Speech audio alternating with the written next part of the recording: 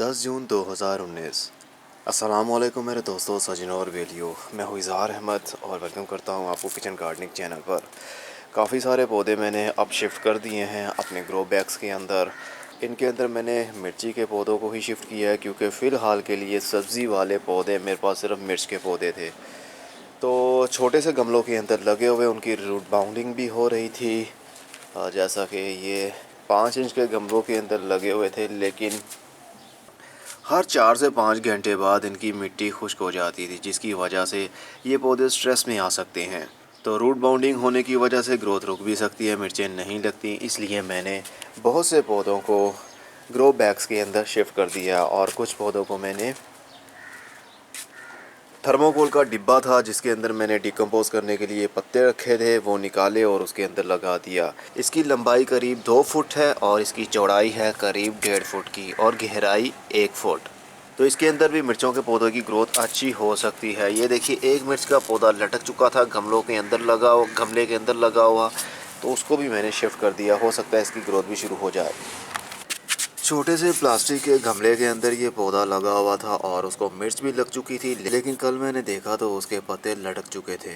क्योंकि गर्मी आपको मालूम है कितनी ज़्यादा है और जब प्लास्टिक के गमले के ऊपर धूप पड़ती है, हीट की वजह से अंदर वाली जितनी भी मिट्टी है या जौन सा भी मीडियम आपने यूज़ किया है वो काफ़ी गर्म हो जाता है, जिसकी वजह से पौधे की रूट्स ग्रोथ करने की बजाय गलना शुरू हो जाती हैं। और रूट्स गलेंगी तो ऊपर वाला पौधा ऑटोमेटिकली ही अपनी ग्रोथ को रोक देगा। इसलिए जितने भी हो सके मुझसे मैंने पौधों को शिफ्ट कर दिया है बड़े गमलों के अंदर। काफ़ी सारे ग्रो बैग्स मैंने यूज़ कर लिए हैं और अभी भी पड़े हुए हैं।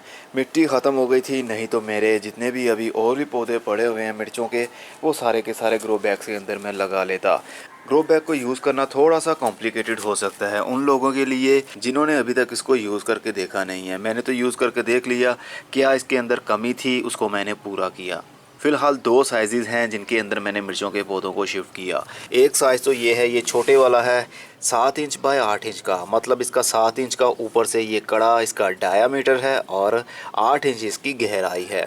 ये सबसे छोटा बैग है मेरे पास, लेकिन ये भी काफ़ी बड़ा है। 5 इंच के गमले से तो काफ़ी कई हद तक ज़्यादा इसके अंदर मिट्टी आ सकती है। और दूसरा साइज़ मुझे अभी याद नहीं आ रहा है, 10 बाय 12 का होगा या 8 बाय 10 का होगा। मैं स्क्रीन के ऊपर मेंशन कर दूंगा ये क्या साइज़ है। ये भी काफ़ी ज़बरदस्त साइज़ है। 12 इंच के जो मिट्टी है आपकी, मतलब 12 इंच का जो गमला होता है उसके अंदर जितनी मिट्टी आती है उतनी ही इसके अंदर आती है, क्योंकि नीचे से भी इसका ढाया वैसा ही है और ऊपर से भी, मतलब ये बारीक नहीं है। जो मिट्टी के गमले नीचे से बारीक होते हैं और ऊपर से जाकर चौड़े हो जाते हैं, ये नीचे से भी उतना होगा और तकरीबन ऊपर से भी उतना होगा। तो ग्रो बैग्स के अंदर मिट्टी भरने से पहले उसको अच्छे तरीके से नरम कीजिए। मैंने सख्त मिट्टी भर के भी देखी और नरम मिट्टी भी भर के देखी। सख्त मिट्टी भरने से प्रॉब्लम ये होती है, जब आप पानी देते हैं तो वो एकदम से साइडों से, मतलब कपड़े से ही बाहर निकल जाता है और आपका फ़र्श काफ़ी हद तक ज़्यादा गंदा हो सकता है। इसलिए इसको ज़्यादा से ज़्यादा नरम करने की कोशिश करें और नरम करने के लिए सबसे बेस्ट कोकोपीट है। 40 हिस्से कोकोपीट लीजिए, 40 हिस्से मिट्टी लीजिए और 20% आप पत्तों की खाद ले सकते हैं या फिर गाय का गोबर भी। कोकोपीट अगर आपके पास नहीं है तो ख़रीदिए, क्योंकि ये एक मरतबा ही इन्वेस्ट होनी है आपकी। अब ये जितनी भी मिट्टी मेरे पास बन चुकी है ये कभी एक्सपायर नहीं होने वाली। जब पौधे की लाइफ ख़त्म हो जाएगी, जब पौधे मर जाएंगे, तो इस बैग के अंदर से मैं मिट्टी को निकालूंगा, हाथ से ही थोड़ा सा बारीक करूंगा, इसके अंदर 20% गाय का गोबर या पत्तों की खाद मिक्स करने के बाद दोबारा से बैग के अंदर भरूंगा और नया पौधा शिफ्ट कर दूंगा। मुझे बार बार ये मिट्टी और कोकोपीट ख़रीदनी नहीं पड़ेगी। कुछ पौधों को मिर्चें लगी हुई हैं और कुछ को अभी फूल लगे हुए हैं, लेकिन ज़्यादा कम जगह होने की वजह से फूल गिर जाते थे, लेकिन अब वो नहीं गिरेंगे। अभी ये फुल डे की धूप में पड़े हुए हैं, लेकिन मैं इनको जोड़ दूंगा। जहाँ पर वो गमले पड़े हुए हैं वहाँ पर फुल डे की धूप आती है, तकरीबन 3 से 4 बजे तक की धूप तो वहाँ पर रहती है। तो काफ़ी पौधों की ग्रोथ अच्छी रहेगी, मिर्चें ज़्यादा लगेंगी। जितनी ज़्यादा मिर्चें होंगी हमारे किचन की ज़रूरत भी उतना ही पूरा होगी।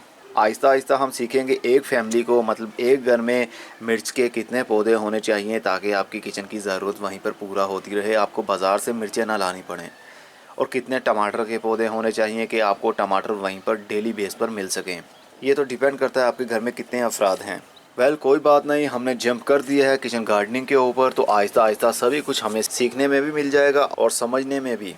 फ़िलहाल के लिए इनके अंदर कोई खाद मैंने यूज़ नहीं की है, फ़िलहाल के लिए कोई पेस्टिसाइड का यूज़ नहीं किया है इनके ऊपर। हाँ, नीम ऑयल का मैंने यूज़ ज़रूर किया है, जो ट्रिपल एक्शन के नाम से हम सेल भी कर रहे हैं। वो कंप्लीट 100% ऑर्गेनिक है, उसका कोई भी साइड इफ़ेक्ट नहीं है। सिर्फ वही मैं यूज़ कर रहा हूँ, तकरीबन 7 दिन के बाद मैं यूज़ करता हूँ। लेकिन बहुत ज़्यादा जब गर्मी बढ़ जाती है, जैसा कि आजकल गर्मी पड़ रही है, तो ऐसे मौसम में पेस्टिसाइड का स्प्रे बहुत ही कम करना चाहिए और खादों का यूज़ भी बहुत कम। अगर बहुत ज़्यादा पौधे को ज़रूरत हो भी या कीड़ों का बहुत ज़्यादा हमला हो तो आप यूज़ कर सकते हैं, वो भी शाम के टाइम। क्योंकि सुबह की धूप में आप करेंगे या फिर 5 से 6 बजे शाम के टाइम भी करेंगे तो भी काफ़ी हीट होती है हवा में, तो पौधों के पत्तों के ऊपर बर्निंग आ सकती है, पौधे जल सकते हैं, पीले हो सकते हैं, गिर सकते हैं, चाहे ऑर्गेनिक पेस्टिसाइड हो या फिर केमिकल ही हो। इसलिए रात 8, 9, 10 जैसे भी आपको ईजी लगे रात के टाइम आप स्प्रे करें तो उसका असर ज़्यादा रहेगा। बस अभी मौसम आने का इंतज़ार कर रहा हूँ। जैसे ही सर्दी के वेजिटेबल लगाने का टाइम आ जाएगा तो हम बीज लगाएंगे। तकरीबन हर किस्म की वेजिटेबल जो हमारे किचन में यूज़ हो सकती है उसको लगाने की कोशिश करूँगा, और आप लोगों को भी साथ साथ लेकर चलूँगा कि हमने ये सब कैसे करना है। बस आप पहले से मिट्टी प्रिपेयर करके रख लें, बार बार मैं यही कह रहा हूँ, क्योंकि मिट्टी के ऊपर ही सारी हमारी गार्डनिंग डिपेंड करती है। अगर मिट्टी अच्छी नहीं होगी तो जाहिर सी बात है पौधे की ग्रोथ भी अच्छी नहीं होगी, तो फ्रूट और फ्लावरिंग भी नहीं होगी। ये देखिए, ये 3 मिर्चें लगी हुई हैं, काफ़ी तीखी लगती है मुझे। मैंने एक पत्ता इसका तोड़ा था और स्मेल किया, काफ़ी तीखा मुझे लगा। इसको टेस्ट करके देखूँगा मिर्चें कैसी रहती हैं, ज़्यादा तीखी हैं या ये भी दूसरी जैसे ये हमारी पेपरोंसिनी है, ये ज़्यादा तीखी नहीं होती है, लेकिन देखेंगे वो वाली तीखी है या नहीं।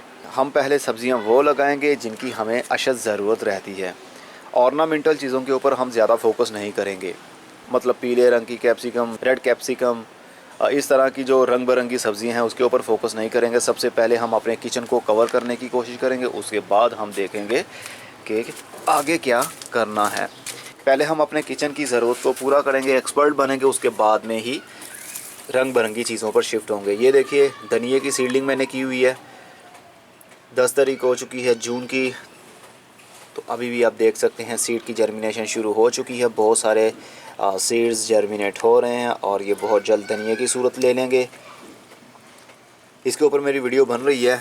मैंने ये धनिया लगाया था 29 तारीख को, 5वें महीने, मतलब 29 मई को मैंने इसकी सीडलिंग की है। तो आप भी अभी करना चाहते हैं तो अभी कर सकते हैं आप, क्योंकि ये 4 सीज़न होता है, लेकिन बहुत ज़्यादा गर्मी के दिनों में और बहुत ज़्यादा ठंड के दिनों में इसको प्रॉब्लम हो सकती है। मतलब उसकी सीडलिंग नहीं करनी चाहिए। अगर करनी ही हो तो उसको शेडी एरिया में करें, ताकि फुल धूप गर्मी की पड़ने की वजह से बीज की जर्मिनेशन में कोई प्रॉब्लम ना हो, और ना ही जब वो पौधे बीज के अंदर से बाहर निकलें तो धूप लगने की वजह से वो जल ना जाए। इसलिए शेडी एरिया में रखें तो काफ़ी अच्छी ग्रोथ रह सकती है।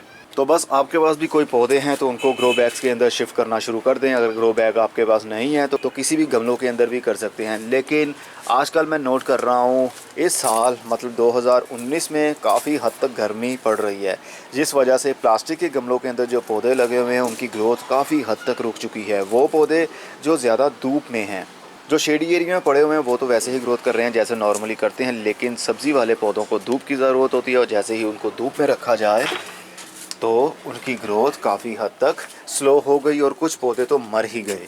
इसलिए प्लास्टिक के गमलों के अंदर पौधे लगाकर उनको फुल धूप में मत रखें, नहीं तो वो सरवाइव नहीं कर पाएंगे। अब मैं चलता हूँ, खुदा हाफिज़, good bye, see you and tata, और अपना बहुत सा ख्याल रखिएगा।